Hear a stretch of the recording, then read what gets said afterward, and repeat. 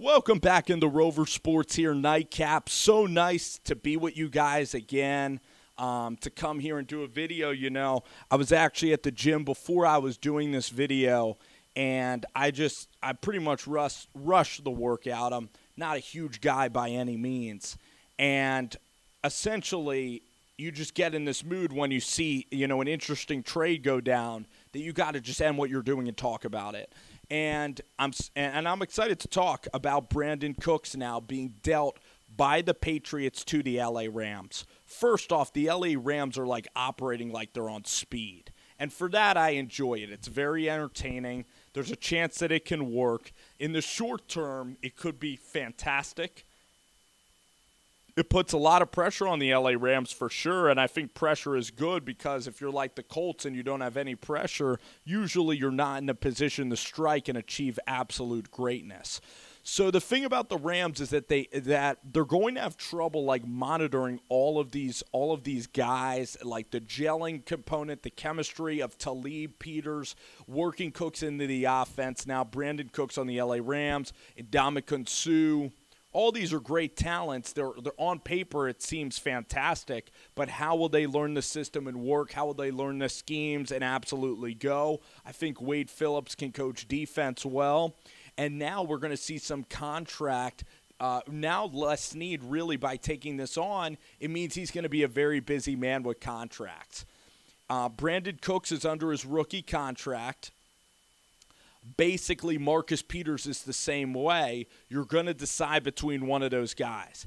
Aaron Donald needs to get paid a ton of money. Ndamukong Suh right now is a ton of money. Talib is probably going to leave in a little while. So the shoe has to drop somewhere. Somebody, Todd Gurley's going to end up getting paid. Somebody is essentially going to have to, in a couple of years, LA is going to have to deconstruct in a way that won't devastate their entire team. So if they can stay above water throughout this whole period, it would be absolutely fantastic. Now, I like the roster. I like the gall or basically the drive and ambition that Les has, but I worry about a lot of this. And giving up the 23rd pick in this year's draft, they could have got a young, cheap defensive player. Brandin Cooks is not going to be cheap, and Brandin Cooks is not that rare of a talent to find. He's just fast. You look at the kid Grant on the Dolphins, he's coming into his own. Christian Kirk, in my opinion, is just as good as Brandin Cooks, and the Patriots are going to take him at 31 probably out of Texas A&M because the guy sounds like a Patriot, runs routes like a New England Patriot, and he'll finally have a quarterback that is stable. I mean, Christian Kirk had Trevor Knight. He had Nick Starkel. He had Kyler Murray. He never had a stable quarterback, and in College Station, pretty much the athletic director there never gave the vote of confidence to Kevin Sumlin, and Sumlin pretty much, they shat the bed every November in College Station. So now Christian Kirk is going from a very unstable environment to possibly going to the Patriots.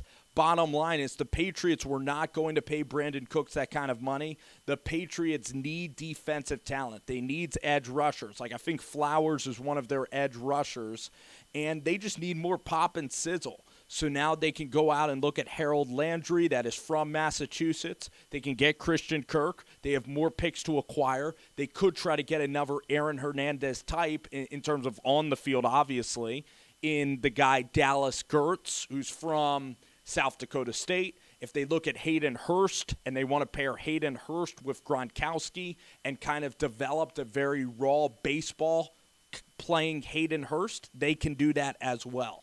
I think the Patriots could get a tight end prospect. They could, if they like a running back prospect, they could snag a running back that they feel could be a tremendous weapon, although Patriots usually don't acquire very expensive, valued running backs. So you look at the quarterbacks. Could the two sexiest storylines would be if the Patriots want to give 23 and 31 to the New York Giants, because the Giants said they wanted 2 first-round picks, but 23 and 31, first off, those picks aren't sexy, okay? Those are late in the first round.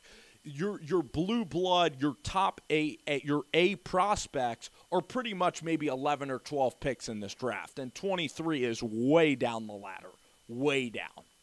So Odell being moved, I don't see it.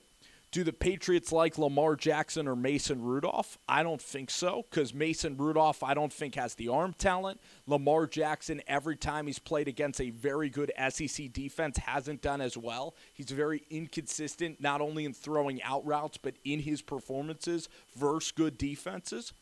Kyle Lauletta seems more like a Patriot kind of a gamble, like a third-round Jacoby Brissett kind of guy that went to Navy and Richmond. So the Patriots, I think, are doing great because they didn't want to pay Cooks after his rookie contract. They gave Cooks an opportunity. He has trouble staying on the field. They look at this draft. They see burners everywhere. DJ Moore, Anthony Miller, and Kirk that I just mentioned. And basically the Patriots believe that they can get a guy that can come in and do the same skill set. They got a first-rounder for a guy that they're not even going to sign in 2 years. I think it's a brilliant, long-term, introspective move.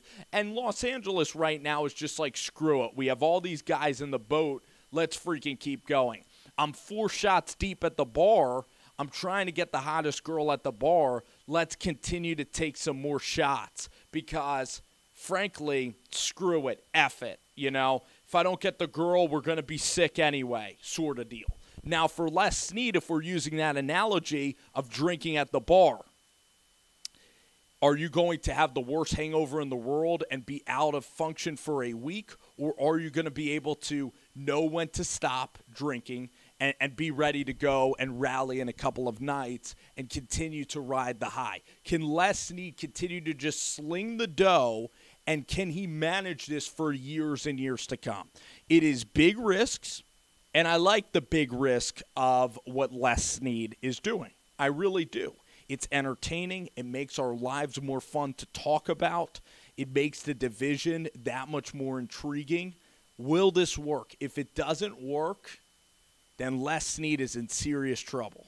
McVay ain't in trouble. Les is in trouble. So we shall see. I think the Rams and this offense, I think Cook should help. I think he's a positive, right? He's a great character guy. He's fast. He ain't Sammy Watkins. He's not that type of guy. But can he do what Tavon does? Can he do reverses? Sure. Is he a guy that can run a post for you? Absolutely. Can he clear it out for Watkins and Gerald Everett, Kupp, and Higbee? Yes. I'm excited to see how these Rams rookies develop, by the way.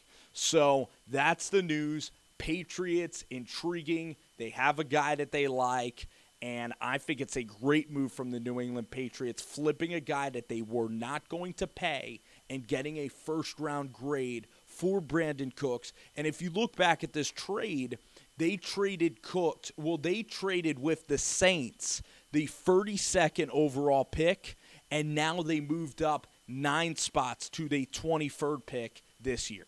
So, net gain, net positive, pretty good job by the Patriots, as usual.